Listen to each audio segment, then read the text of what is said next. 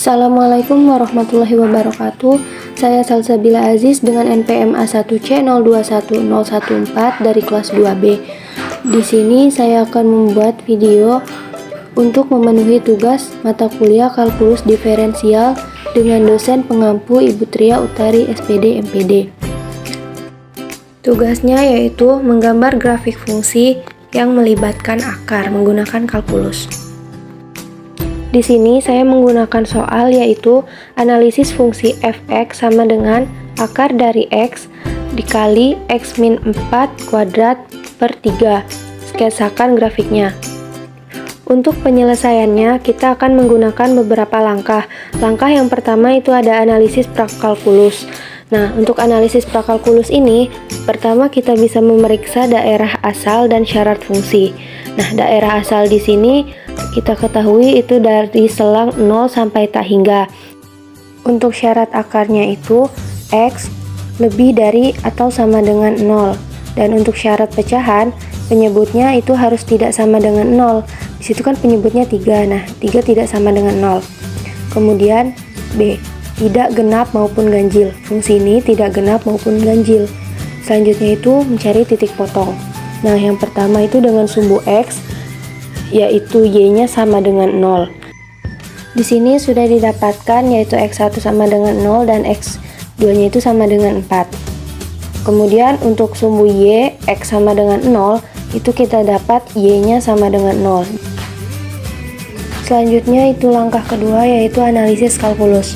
Yang pertama itu kita gunakan turunan pertama untuk mencari titik-titik kritis dan untuk mengetahui tempat grafik menaik atau menurun.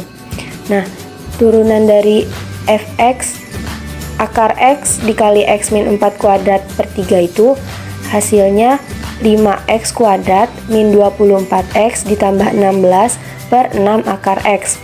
Atau kita faktorkan, pembilangnya menjadi 5x min 4 dikali x min 4 per 6 akar x. Didapatlah titik stasionernya adalah 4 per 5 dan 4. Selanjutnya itu menentukan naik dan turunnya. Untuk menentukan naik dan turunnya suatu grafik tadi, kita menggunakan turunan pertama lebih dari 0. Kita masukkan nilai turunan pertama lebih dari 0, sehingga didapat x lebih dari 4 per 5 dan x lebih dari 4. Kemudian kita pakai titik uji. Nah, untuk selang 0 sampai 4 per 5 itu positif, berarti nanti grafiknya itu naik. Nah, sedangkan dari selang 4 per 5 itu sampai 4 itu minus, artinya grafiknya turun.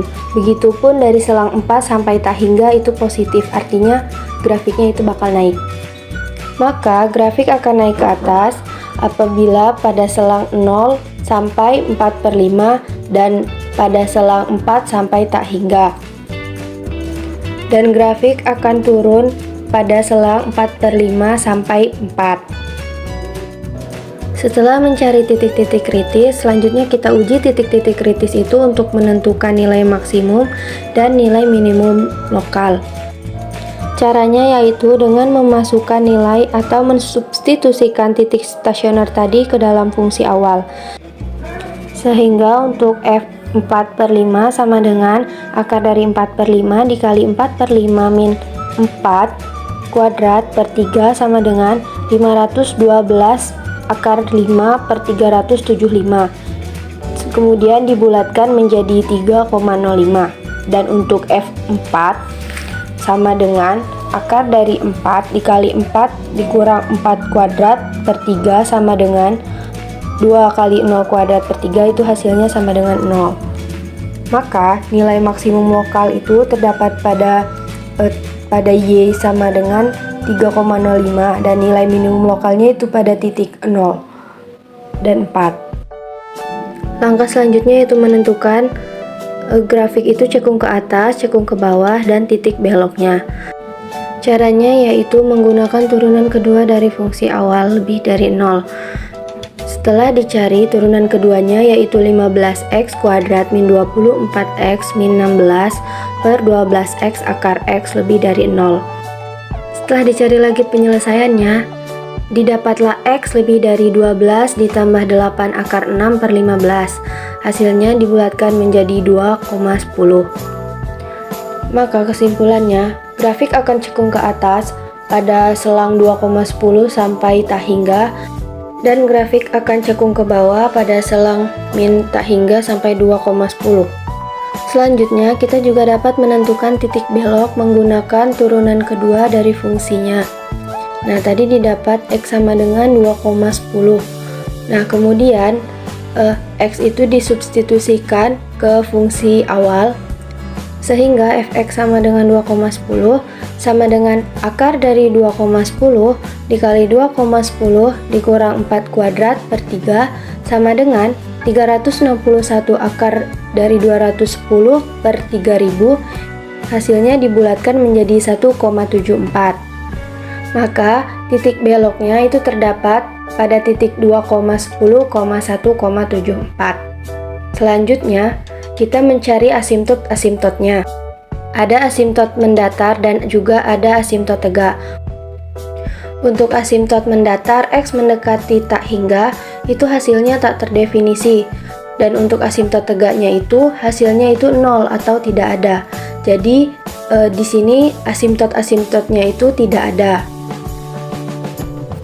Setelah langkah 1 prakalkulus dan analisis kalkulus selesai, kita ke langkah selanjutnya yaitu membuat grafik fungsinya.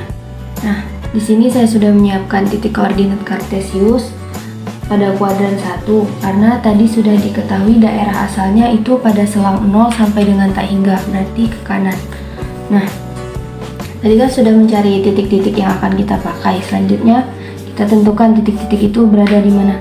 Untuk titik koordinatnya itu pada titik 0,0 berarti di sini dan 4,0 sini. Titik minimum lokalnya itu juga pada 0,0 dan 4,0.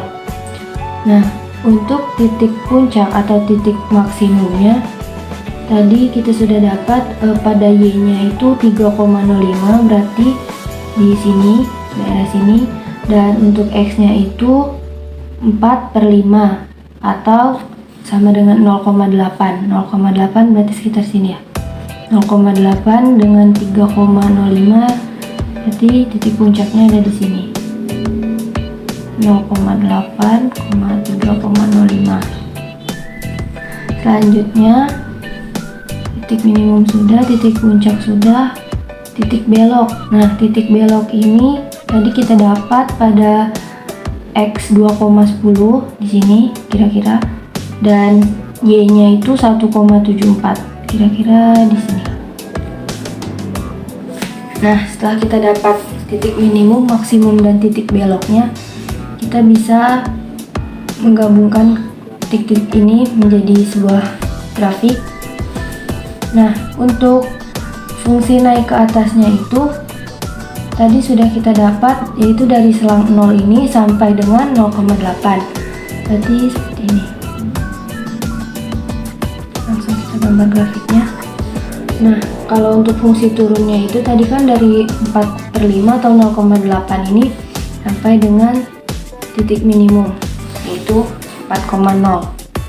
Dan untuk titik beloknya ini pada